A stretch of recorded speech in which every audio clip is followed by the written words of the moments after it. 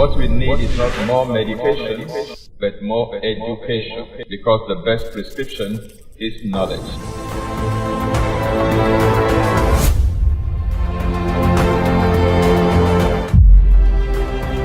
This is Exposé coming to you live from Lagos, Nigeria, every Monday on Instagram, YouTube, and Facebook simultaneously.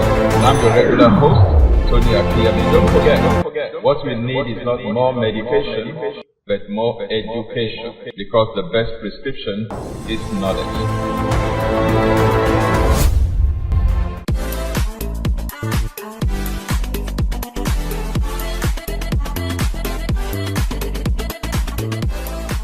Hello and welcome to Exposé with Tony Akinyemi. This beautiful Monday evening, I'm your regular host, and my name is Tony Akinyemi. We started last week to talk about fermented foods, and we highlighted some benefits of fermented food.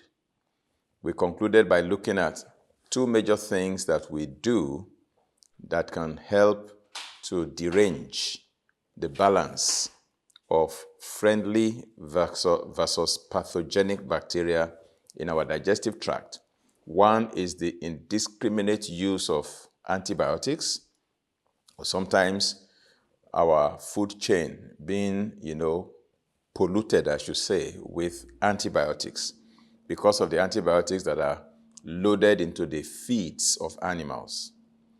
And then the second one is chlorination of water, which helps when we drink chlorinated water, the residual chlorine that is left can destroy the friendly bacteria in our digestive system. Okay, and I promise that I'll be talking about at least 10 fermented foods all over the world where we can gain the benefits that we highlighted last week. The first benefit being the benefit of gaining more friendly bacteria or probiotics. The second one being the digestibility and high absorption of nutrients from digested food. The third benefit of food fermentation is food preservation, because it helps to extend the shelf life of our food. All right, so now, when we ferment food, what it means is that we leave that food to sit for weeks or even months to steep until the sugars or the carbohydrates in the food become bacteria-boosting agents. Now, the fermentation of vegetables is also a great way to preserve them for a longer period of time. And this gives us the option to make, a large batch of whatever we are fermenting, and then have a ready-to-eat dose of microflora of friendly bacteria at our disposal for a very long time to come. Now, if you are new to fermented foods, my suggestion would be that you start with something like half a cup of whatever fermented food you're taking per day, and then you can build up gradually from there until you can consume as much as you want. And now we're going to be talking about, the 10 healthiest fermented foods and vegetables around the world. Now let's begin with the first one. I'm not arranging them in any particular order. I'm just mentioning them. From Asia, from Africa, from Europe, from North America, from, different parts of the world. The first one we'll be talking about is kefir. It is spelled K-E-F-I-R, kefir. Now, kefir is a fermented milk product, either cow milk or goat milk or sheep milk. I prefer goat milk or sheep milk, by the way. But then they use any kind of milk to make the fermentation. And it tastes like a drinkable yogurt, like liquid yogurt. Now, kefir benefits, include the fact that it contains high levels of vitamin B12. I mentioned last week that friendly bacteria in our gut help to produce vitamin B12 and vitamin K2 for our benefits in that symbiotic relationship. So kefir fermented food actually contains high levels of vitamin B12, high levels of vitamin K2. It also contains minerals like calcium, magnesium, biotin. It's also rich in folate. And then it has a lot of enzymes bubbling in it, as well as friendly bacteria which will have replicated, multiplied inside that fermented product. And so this helps to boost immunity. Kefir can help to boost your immunity because there are trillions of friendly bacteria that actually inhabit our body, and they form part of our immune system. Now, kefir can help to heal those dealing with IBS or any form of irritable bowel disease. It can help to build bone density, particularly for senior citizens, women in particular, who are beginning to have loss of bone density, otherwise known as osteoporosis. So it can help to build bone density. It can help to fight allergies. You see, some people who cannot tolerate milk because of allergy to milk, when milk is fermented, the allergen that they are sensitive to, the fermentation process will have helped to break it down. So they are no longer allergic to those things. So it can actually help to fight allergies. It can help to kill candida and improve digestion. That is kefir, if you include it as one of the fermented foods in your diet. All right. The second fermented food we'll be talking about is called kombucha. Kombucha, kombucha. Now, kombucha is actually like, how do I put it, fermented tea, so to speak. And there are many reasons to consume kombucha. It's a fermented beverage of black tea with a lot of sugar added to it before the fermentation, because it is the sugar that actually serves as the food for the bacteria that will do the fermentation. So by the time the process of fermentation is completed, the sugar is no more there. Because some people will say, but you speak against consuming refined sugar. Why are you now suggesting black tea with sugar to make kombucha? Yes, the kombucha is made from black tea plus sugar or honey or any such sweetener. But by the time the fermentation has, completed, when the process is completed, the sugar is no more there because the bacteria will have fed on or feasted on the sugar. Okay, so kombucha is made from black tea and sugar. Sometimes like cane sugar, sometimes they use fruit juice, and sometimes honey. Now, it contains a colony of bacteria and yeast that are responsible for initiating the fermentation process once combined with sugar. After being fermented, kombucha becomes carbonated because a lot of, gas is released in the process of fermentation. And so it contains vinegar.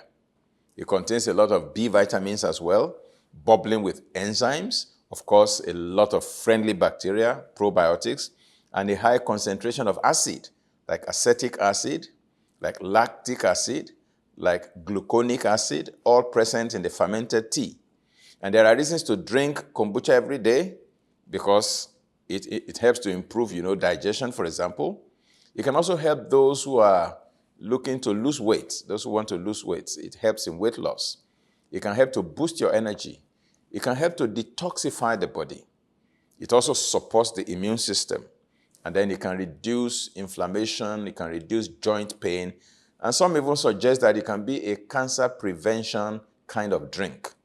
Kombucha, which is fermented tea. The third fermented food we'll be talking about is sauerkraut. Sauerkraut. Sauerkraut. Sauerkraut. So what is sauerkraut? Now, sauerkraut is one of the oldest traditional foods, and it's made from fermented cabbage. All of us know cabbage, the cruciferous vegetable, round like a ball. We use it in making, salads and coleslaw and many other things. You can also ferment it to make what we call sauerkraut. Now, sauerkraut is high in dietary fiber. It's high in vitamins such as vitamin K and the B vitamins. Almost all fermented foods, we have vitamin K and B12 and other Bs because that's part of the end products of the metabolism of food by the bacteria, the friendly bacteria. Sauerkraut may also contain some vitamin A as well as vitamin C. And it's also a great source of the minerals iron, copper, calcium, sodium, magnesium, and manganese. Okay? And sauerkraut has a variety of beneficial effects on human health. It is said that it can help to boost our digestive health. It can aid in blood circulation. It can help to fight inflammation. It can strengthen our bones, and including the fact that it can also help to reduce cholesterol levels. Sauerkraut, that is fermented cabbage. Now, if you want to know how to do some of these things, all you need to do is to go on YouTube and just put in the search engine how to make sauerkraut, or how to make kefir, or how to make kombucha. And then you'll find videos. I don't want to talk about all of that here. You'll find videos that can teach you. You can see how it is done in pictures, in colors, in real life. And that will help you to make your own at home. Now, the fourth fermented food that we want to talk about is pickles. Pickles. Pickles. Now, pickles are like fermented cucumbers, okay? And they contain a ton of vitamins and minerals, plus antioxidants and gut-friendly bacteria. Now, pickles alone may help to address the all-too-common vitamin K deficiency, as one small pickle is said to contain, 18% of our daily value of vitamin K that we need as an essential fat-soluble vitamin that plays an important role in bone and heart health.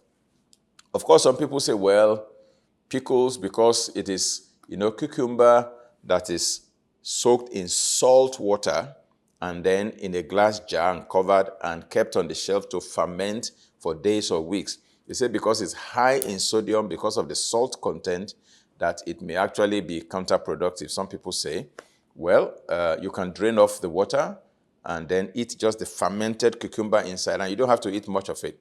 You can just cut a little bit of it and add it to your salad, or you can just a little bit of it and blend it into your smoothie to bring in the friendly bacteria and all the various different benefits that we have highlighted. The fermented food number 5 that we will talk about is miso, M-I-S-O. Now, it is created by fermenting soya bean. And if you're going to do this, I would suggest that you use organic soya beans and avoid GMO soya bean. You can use soya bean, you can use barley, you can use brown rice with koji, a fungus. Now, miso has anti-aging properties, and it helps to maintain healthy skin. It also boosts the immune system. It can lower the risk of cancer. It can improve bone health as well, and it promotes a healthy nervous system. Now, the next one is tempeh. All right? Now, another beneficial fermented food that is eaten around the world is this one, tempeh. It is, again, a soya bean product, and it's created by adding a tempeh starter, which is a mix of live mold, M-O-L-D. Now, when it sits for a day or two, then it becomes a cake-like product. Now, tempeh can help, as they claim, to reduce cholesterol. It can also help to increase bone density. It is said that it can help to reduce menopausal symptoms. It can promote muscle recovery. It has the same protein quality as meat. So that's why most vegetarians use tempeh, or they use other fermented soya products like tofu, okay, as a replacement for meat replacement. Now, because they say that it has the same protein quality as meat. Now, it contains high levels of vitamin B2, vitamin B3, vitamin B5, vitamin B6. The B vitamins in particular appear to be one of those things that you find in most fermented foods, as well as vitamin K2, the fat-soluble vitamin. Now, don't forget, again, as we always say, what we need is not more medication, but more education. I hope you're enjoying this series on fermented foods. We're going to go on a short break. When we come back, I'll give you at least 4 more fermented foods, and then we will have a few other things to talk about as we wrap up on fermented foods. Across our communities, there are bright young minds brimming with big dreams, children eager to learn, grow and contribute to society. Yet, the burden of unpaid tuition and the fear of dropping out threatens their future. These are the children of widows, widowers, orphans, families displaced by life's challenges, and those struggling with poverty. The Reverend Tony Akinyemi Scholarship Foundation is on a mission to give hope to the hopeless, to lift the burden of struggling families, and to bring peace to young hearts through the gift of education. Back in 2018, I was a secondary school dropout due to financial breakdown. I could not afford to pay my external exam fee. I'm an indigent student and I'm in deep need of financial support because I realized that my mom can't cope with paying my school fees anymore. Your donation can help these brilliant students pursue their education without fear. It's more than a scholarship, it's hope, peace, and a brighter future for families in need. Join us and be part of this life-changing mission. Donate today.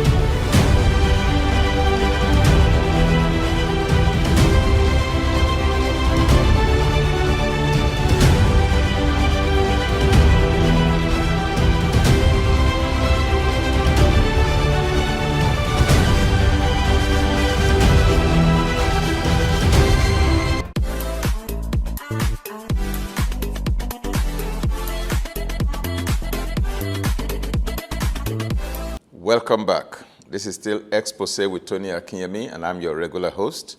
Tony Akinyemi is my name. We're talking about fermented foods, how to ferment, what it means to ferment, the benefits of fermenting our foods, and consuming fermented foods. And now we're looking at examples of fermented foods, popular fermented foods around the world. Okay, so far I have shared with us 6 different types of fermented foods around the world. The first one is kefir, K-E-F-I-R.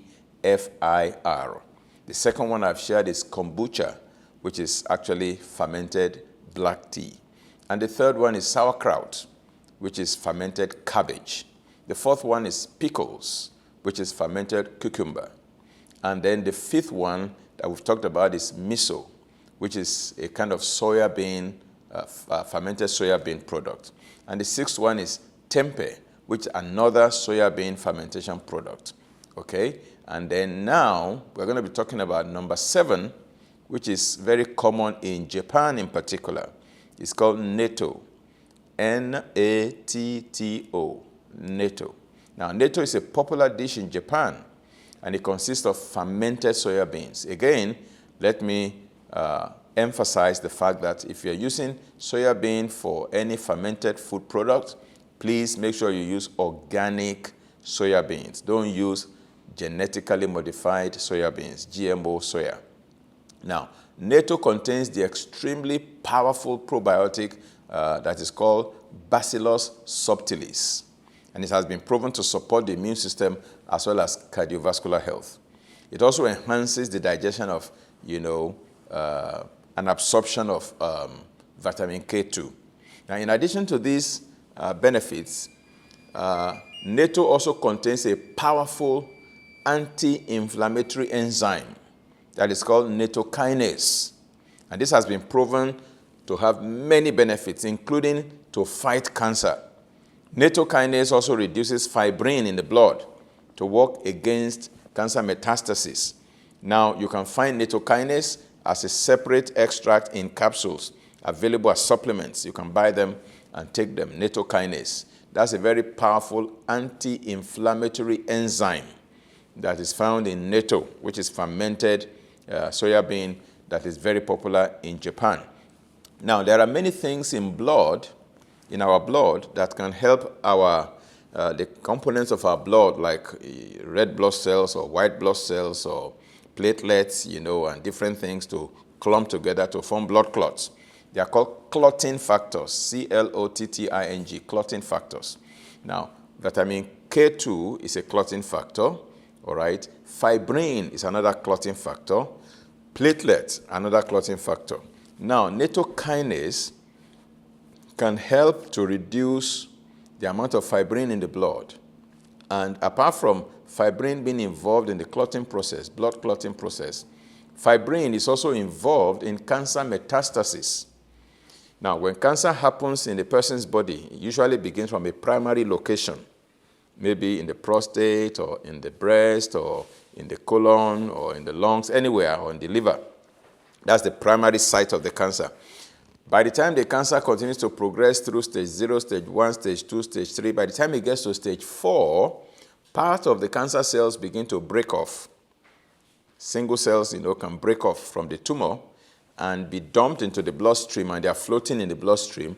They are circulating around. As blood is circulating around the body, these cancer cells that are broken off from the primary tumor are now floating in the bloodstream all over the place. And they can go to a secondary site and be planted there. They just glue themselves to another part, and they start growing into another tumor there. It's called metastasis. So when cancer has spread to different parts of the body, that's called metastatic cancer. In other words, cancer that has already spread from its primary location to secondary locations. Let's take, for example, somebody has prostate cancer, and one cell will leave the prostate, or several cells will leave the tumor, or somebody has breast cancer, and one cell will leave the breast tumor and get into the bloodstream and float there, and when it gets into the liver, for example, it will now use fibrin. Fibrin is like glue, fibrin in the blood that makes things to gum together.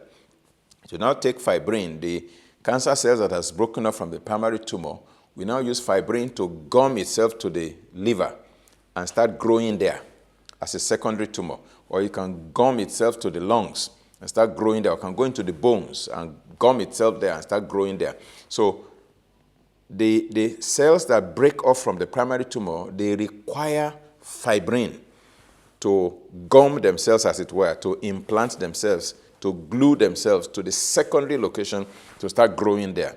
Now, when you take natto kinase, what happens is that natto kinase reduces the amount of fibrin available in the blood and does not allow the floating cancer cells to be able to successfully glue themselves to a secondary location to start growing there. And so all they keep doing is to keep floating around and floating around in the blood until the white blood cells will locate them and engulf them and eat them up.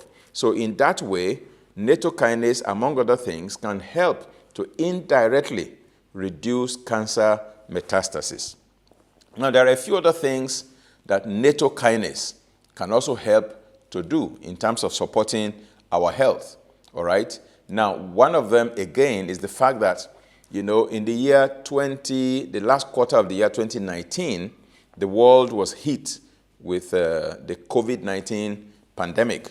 And the better part of 2020, we were under lockdown, okay? And various other mandates that were rolled out all over the world because of COVID-19.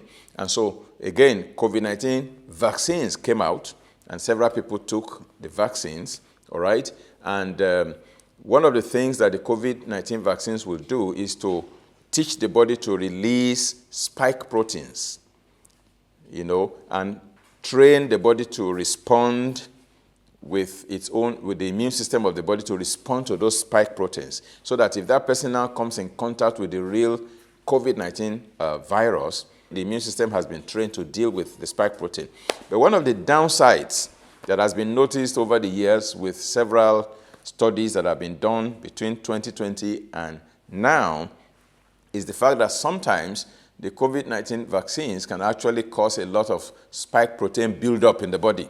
And that can make a lot of different conditions like myocarditis, pericarditis, thrombosis, blood clots, and all kinds of things to happen in the body as adverse events resulting from those vaccines. So now, natto kinase, along with other, proteolytic enzymes like bromelain from pineapple, or serrapeptase, or papain, or serrazymes, can all help in mopping up this spike protein buildup in the body to reduce the possibility of these adverse events of cardiovascular problems like myocarditis, pericarditis, and blood clots and all of that. That can cause pulmonary embolism, that can cause stroke and various other things. So natto kinase with bromelain or papain or any of those proteolytic enzymes are a good supplement to take, particularly for those who have a buildup of spike proteins in their body. Okay? Now, you need to consult, of course, with your healthcare provider to guide you as to the appropriate things to do. But you can search online, you can search even on YouTube, you can find presentations by Professor Peter McCullough, one of the foremost world-renowned cardiologists, public health practitioners, that has come up with a kind of plan to address post-COVID vaccination adverse events that can happen in people's body. You can check him out, Professor Peter McCullough. He's a cardiologist, and he's also a specialist in public health. All right. Now, the 8th fermented food around the world that we want to talk about is called kimchi. Kimchi. Kimchi is a traditional fermented Korean dish, and it's made from vegetables. And these vegetables include cabbage, and then they use spices and seasonings to make it. Now, this Korean delicacy is said to date back to the 7th century, and is known to improve cardiovascular and digestive health. It has high levels of antioxidants that reduce the risk of serious health conditions such as cancer, diabetes, gastric ulcers, even obesity. All right. And the 9th fermented food to talk about is raw cheese. Cheese. Raw cheese. Now, raw milk cheeses are made with milk that hasn't been pasteurized. Pasteurization is the process of, applying heat or heating something. You heat it up in an attempt to kill the bacteria or germs that are present. But you use raw milk to make raw cheese. Goat milk, sheep milk, or A2 cows are used to make soft cheeses that are particularly high in probiotics, including Thermophilus, Bifidus, Bulgaricus, Acidophilus. These are different types of friendly bacteria. Now, probiotics benefits include helping to heal the digestive tract of digestive issues, as well as even neurological disorders, as well as mental health problems. Plus, probiotics also help to boost the immune system, as we have always emphasized, and they also help to combat harmful bacteria or pathogenic bacteria. Now we go to the 10th fermented food around the world. And you will agree with me that this one is probably the most popular because it's known in every culture. The various ones I've been talking about, when I talk about kefir, when I talk about kombucha, and all of those things, some of you might be saying, I've never had that before. What's that? What's that? But this one, number 10, I bet you have heard it before. Virtually everyone on the planet knows about it, and it's the one that is called yogurt.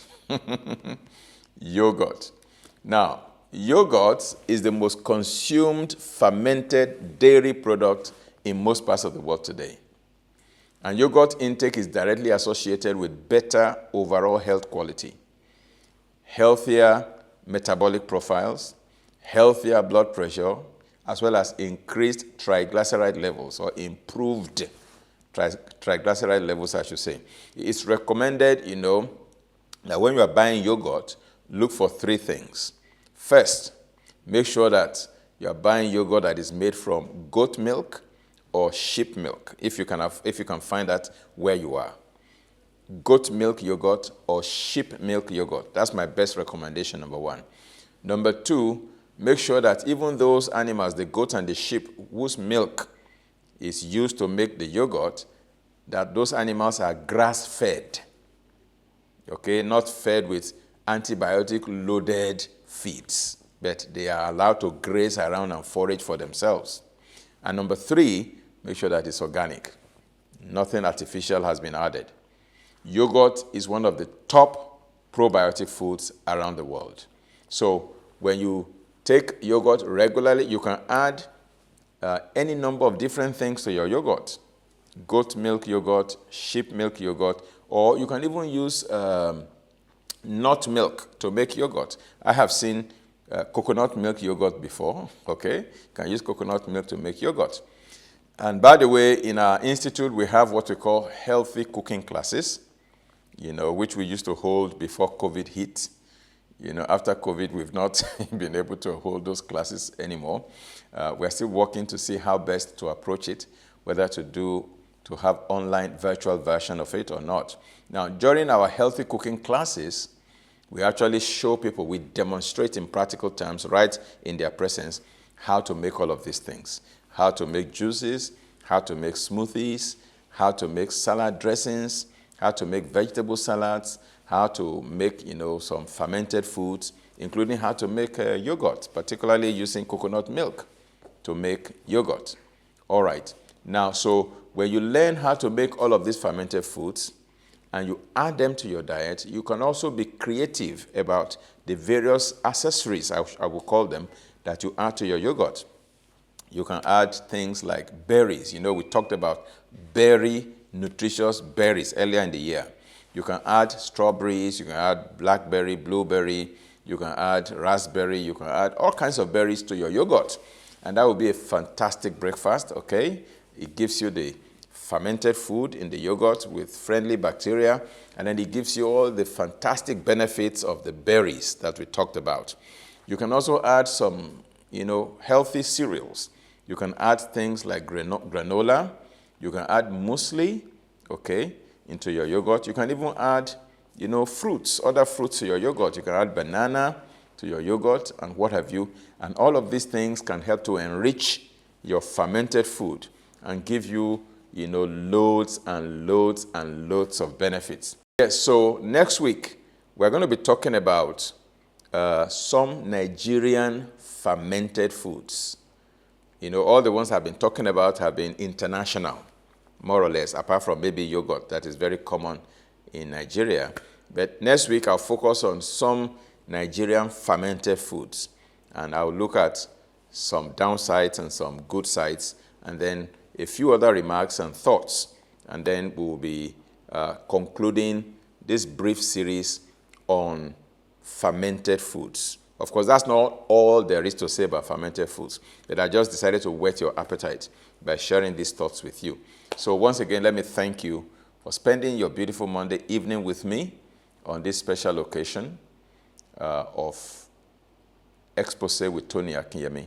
Do have a terrific and wonderful week, and don't forget that what we need is not more medication, but more education. For the best prescription is knowledge.